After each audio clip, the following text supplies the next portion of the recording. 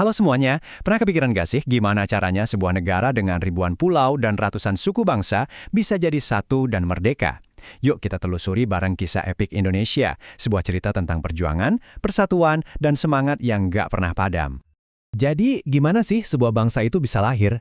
Kedengarannya pertanyaan besar ya, tapi untuk Indonesia, jawabannya itu dimulai dari sesuatu yang kelihatannya kecil, tapi berharga banget sampai seluruh dunia menginginkannya.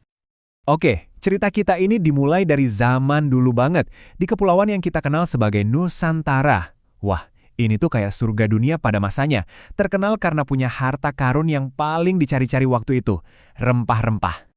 Nah, hasrat akan rempah-rempah inilah yang membawa bangsa-bangsa Eropa seperti Portugis dan Spanyol datang ke sini. Mereka punya 3 motivasi utama, mencari kekayaan atau gold, meraih kejayaan alias glory, dan menyebarkan keyakinan mereka atau gospel. Dari sekian banyak bangsa yang datang, ternyata Belanda lah yang tinggal paling lama. Bayangin deh, mereka menguasai Nusantara selama hampir 350 tahun. Itu waktu yang lama banget, dan tentu saja penuh dengan tantangan berat buat rakyat kita. Salah satu aturan paling kejam yang mereka terapkan itu namanya Kulturstelsel, atau yang kita kenal sebagai tanam paksa. Rakyat dipaksa menanam tanaman ekspor untuk keuntungan Belanda, sementara mereka sendiri menderita kelaparan. Ini membuat kehidupan jadi luar biasa sulit. Lalu panggung dunia berubah. Di tahun 1942, di tengah Perang Pasifik, datang kekuatan baru, Jepang. Meskipun pendudukan mereka relatif singkat, penderitaan yang ditimbulkan lewat kerja paksa atau romusha itu sangat-sangat mendalam. Tapi, tahu nggak? Justru dari penindasan inilah lahir perlawanan. Nah, di bagian selanjutnya, kita akan lihat gimana api perjuangan itu mulai dinyalakan oleh para pahlawan pertama kita.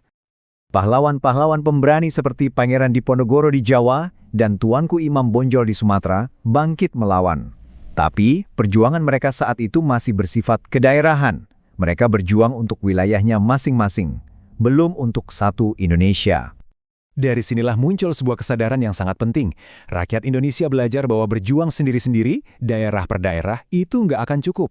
Mereka butuh cara baru, strategi baru untuk bisa benar-benar merdeka. Kesadaran inilah yang akan mengubah segalanya. Disinilah terjadi perubahan besar. Perjuangan nggak lagi cuma mengandalkan senjata, tapi beralih ke kekuatan yang jauh lebih dahsyat. Kekuatan gagasan dan persatuan. Perubahannya itu benar-benar fundamental. Dari yang tadinya berjuang sendiri-sendiri di daerah masing-masing, sekarang mereka mulai berpikir sebagai satu bangsa.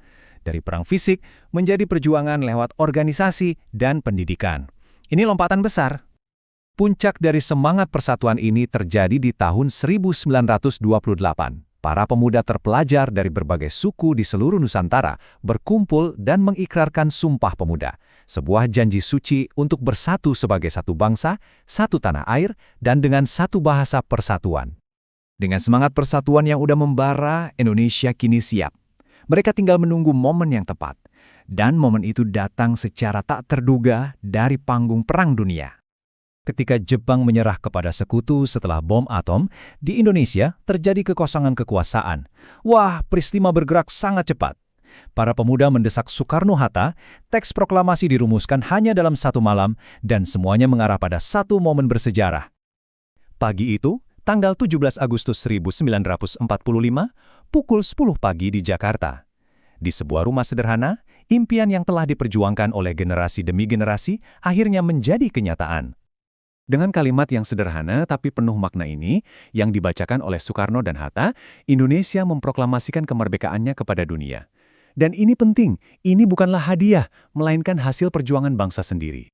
Tapi ceritanya nggak berhenti di situ kan, meraih kemerdekaan itu satu babak. Nah, babak berikutnya yang nggak kalah penting adalah mempertahankannya.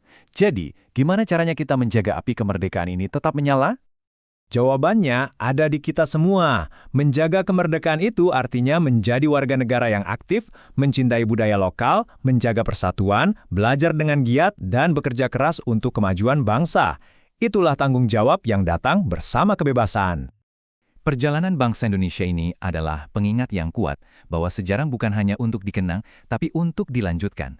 Perjuangan para pahlawan telah membawa kita sampai di sini. Sekarang, pertanyaannya adalah untuk kita semua. Apa peran Anda selanjutnya?